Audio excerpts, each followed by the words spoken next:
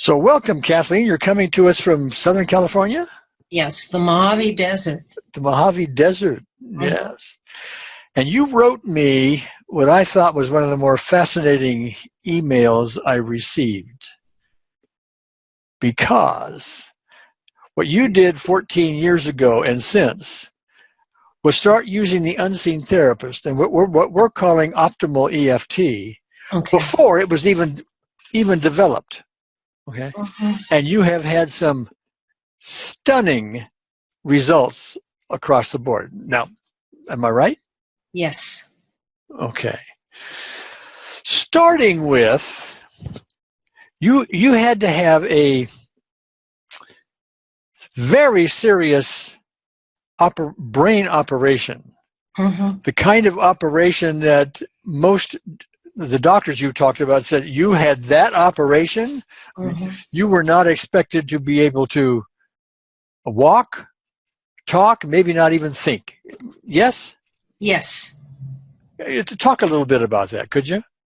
It's an extremely dangerous surgery, and the way my brain surgeon put it to me, it's risky at best. And he talked about deficits, which I call disabilities, and that by mere virtue of opening the brain for surgery, that in and of itself causes hemorrhaging.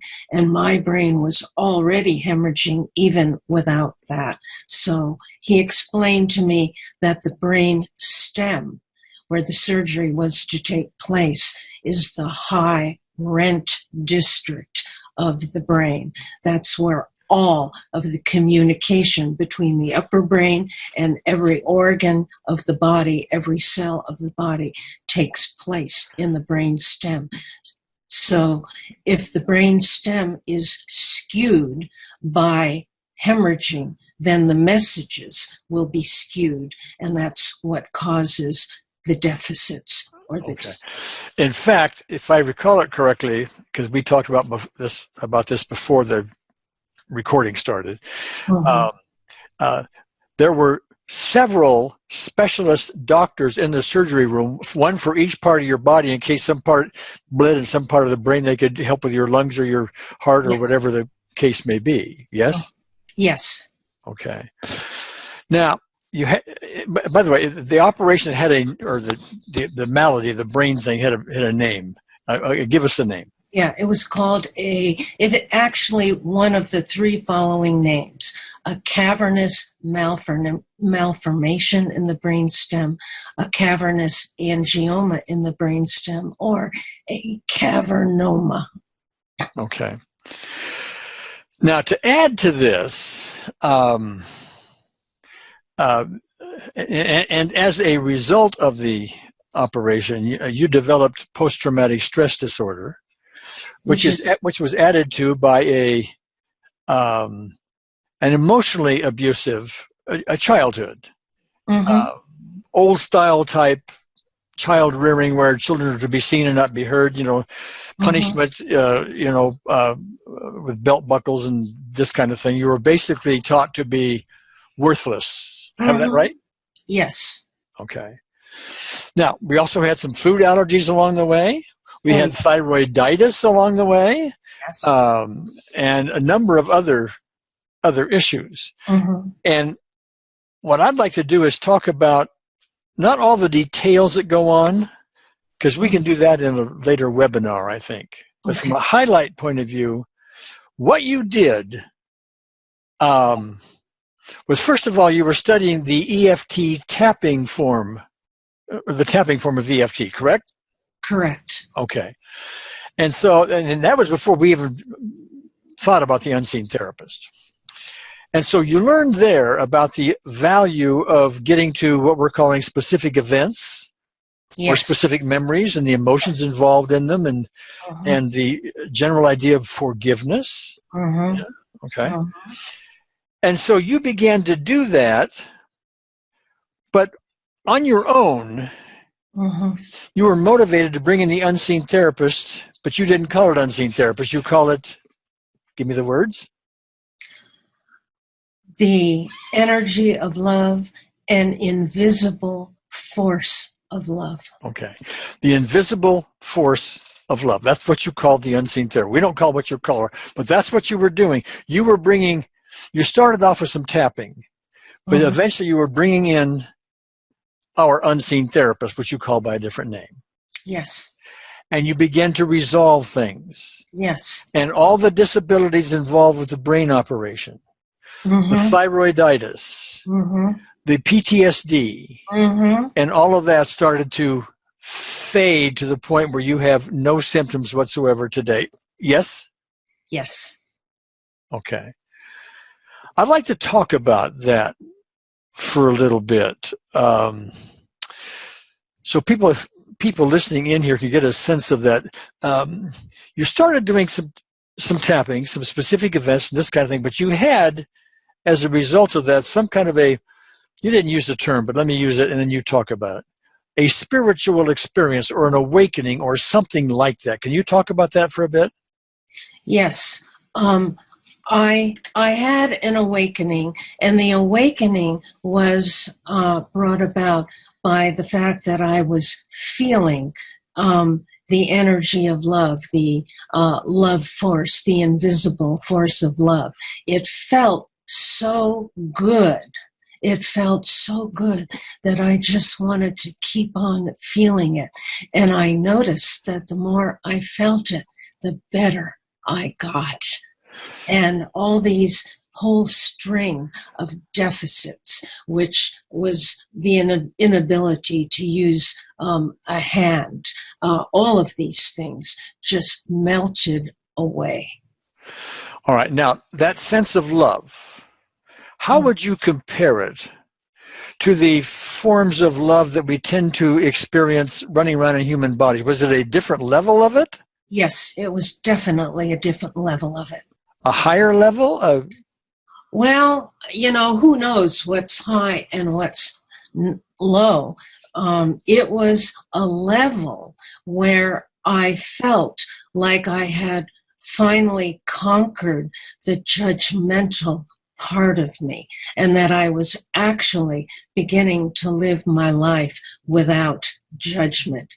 And it felt so good. I just wanted more and more and more of it. Okay. Now, that's our unseen therapist. That's the ultimate goal that we're trying to reach as we climb our stairway to miracles using optimal EFT, unseen therapist, etc. Okay. And all of us are on this stairway. We're at different steps, okay? And some are up here and some are over here and this kind of thing, but we're all learning and there's always more to go. All right. So, now you talked about this in the sense of no judgment. That's another form, at least the way I look at it. That's another form of forgiveness. If you have truly forgiven, not just sort of forgiven or academically forgiven or, oh, I forgive you kind of thing, okay? But genuinely looked beyond all of this so that there's true forgiveness involved. Then there's a freedom in that. Judgment, this is my terms now, so correct me if you would disagree, okay? Judgment is a form of prison. Forgiveness is a form of opening the prison door. Those are my words. Yes? Yes. Okay. Oh, yes. Now, one more little piece in all of this. Along the way, you had the experience of being a special education teacher. And these were not just children maybe with Down syndrome and this kind of thing. These were children who were severely mentally retarded. Some of them couldn't speak. I mean, the most severely disabled children and people that you could imagine. I have that right? Yes, that is correct. Okay. Talk about, to finish this up, where the love came, because there was a launching pad, I think, from your earlier discussion, a launching pad into this ultimate sense of love. Talk about that for a moment. Unbeknownst to me, that job prepared me to have a huge medical miracle. And here's why. These kids who were aged 14 to 22, from the very first day of school, when I first laid eyes on them as they were being wheeled into the classroom, I sensed a peacefulness and a radiation of you can do no wrong love that was coming from them. And I felt it. And it was my first taste. I had never before met human beings who could radiate that much unconditional love.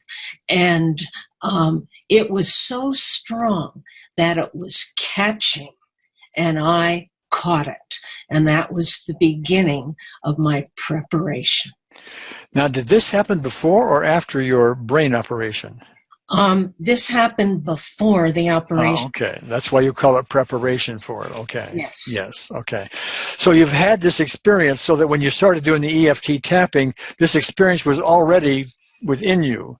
And Yes. it was an easy thing to say, oh, let's bring that in. Okay. Yes. And that basically is what I've done with Optimal EFT and the Unseen Therapist. I've done tapping for years and taught tapping for years with great results with lots of people if done properly.